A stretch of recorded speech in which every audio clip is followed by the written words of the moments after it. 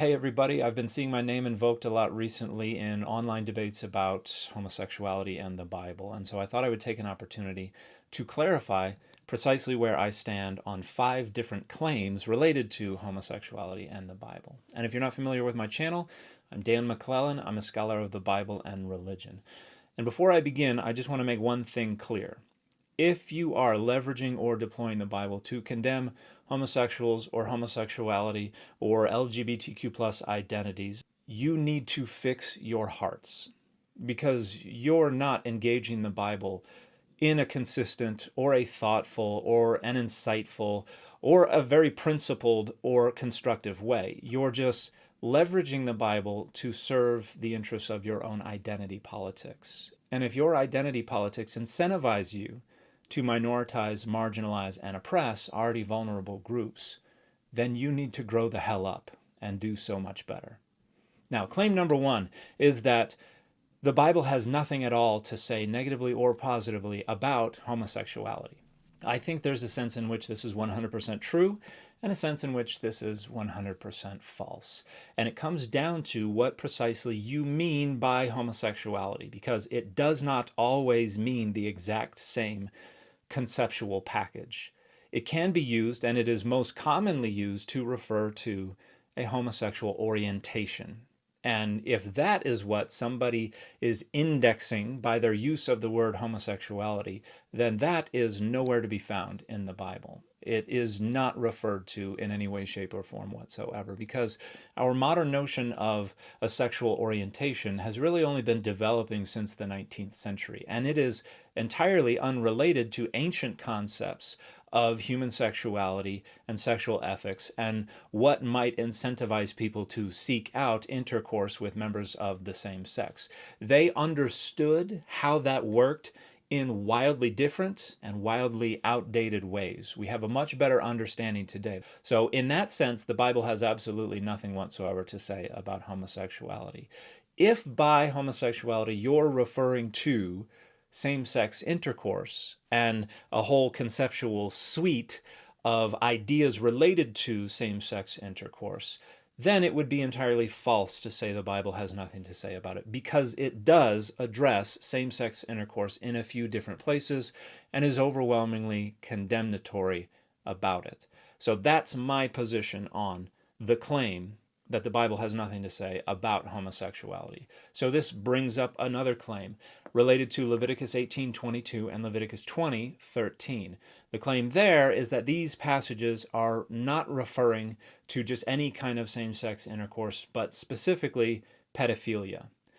I disagree with that claim. That has been a somewhat common way to interpret Leviticus 18:22 and Leviticus 20:13, but I don't think the argument for that is particularly convincing. And there are some who argue that that was how the passage has always been translated down to the King James Version or down to modern translations, and that is not accurate. That interpretation of that passage in translation really begins with Martin Luther's translation of the Old Testament into German in 1534, where he interpreted it, and as far as I know, was the first to do so, as a reference to pedophilia. And later versions of Luther's translation changed it, and I'm not aware of English translations that followed in Luther's footsteps, but I don't think Luther really had a case to make. And if you would like to see a recent discussion on the many different ways scholars have interpreted this passage, this article from Currents in Biblical Research by Mark Stone is really good. Don't Do What to Whom, a survey of historical critical scholarship on Leviticus 18:22 and 20:13. That's from 2022. I think that does a really good job. If you would like to see the article that I think makes the best case for how we should understand Leviticus 18:22 and Leviticus 20:13, and specifically as a prohibition on a man taking the insertive role in an act of male same-sex intercourse, I would check out this 1994 Journal of the History of Sexuality article by Saul M. Oljan. And with a male you shall not lie the lying down of a woman, on the meaning and significance of Leviticus 18:22 and 20:13. Now, the third claim has to do with Genesis 19, and the claim there is that the story of the destruction of Sodom and Gomorrah is not a lesson about the evils of homosexuality. And this, I 100% agree with. And this is the scholarly consensus. Most scholars agree this is a story about inhospitality. In Genesis 18, Abraham has put on display exemplary hospitality to God and to the two angels. Genesis 19 is intended to be the antithesis of that and show what happens when these two angels visit Sodom and all of the men of the city surround the house and threaten to sexually assault the two angels. This is about the evils of leveraging the threat of sexually assaulting other men because it is the very pinnacle of inhospitality. And hospitality to outsiders was one of the central ideals of a Semitic worldview. And so this is considered to be monumentally disrespectful and inhospitable. Now, this is not to say that the authors of this story in Genesis 19 would have been allies or would not have objected to male same-sex intercourse. I don't think that's true. I think they would have taken the same position that Leviticus 18 and Leviticus 20 take, that male same-sex intercourse is inappropriate. But their story is not about that. The story is about how monumentally inhospitable it is to threaten outsiders with sexual assault. And that brings us to claim number 4. And this has to do with the condemnations of same-sex intercourse that we find in the New Testament, in Romans 1, in 1 Corinthians, in the pastoral epistles. These are either by Paul, or in the case of the pastoral epistles, someone writing after Paul was dead and just pretending to be Paul. And here, the claim is that arsenokeite is not a reference to male same-sex intercourse in general, but to either sexual assault or pedophilia or some kind of inappropriate cultic sex. I would disagree entirely with this.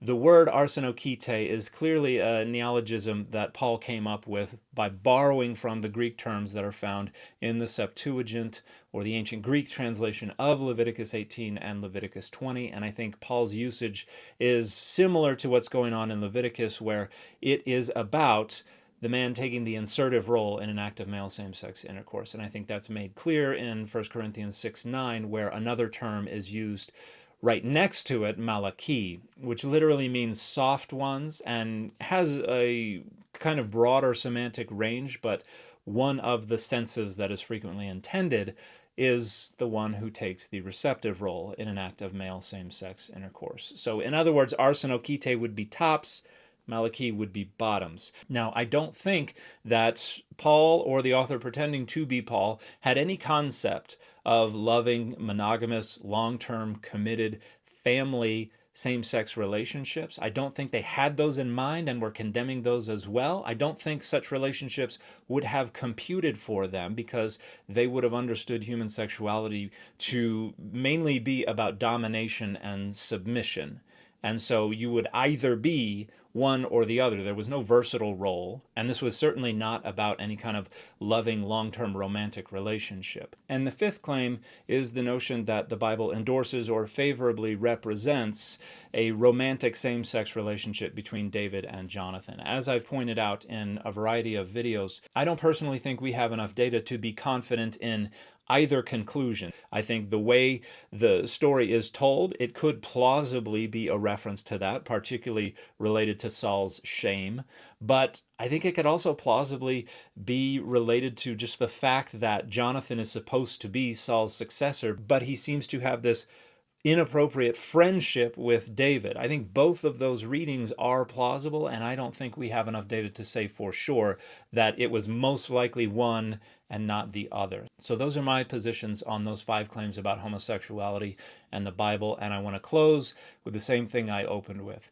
If you are leveraging the Bible to harm homosexuals or to condemn homosexuality or LGBTQ plus identities, you need to fix your heart, because all you're doing is deploying the Bible in defense of your identity politics. Whether you are aware of it or not, whether you have a sophisticated rationalization for it or not, that's what's happening, and you need to do better. For the benefit of all people, you need to do better. And the fit for this video has been the Todd McFarlane Spider-Man.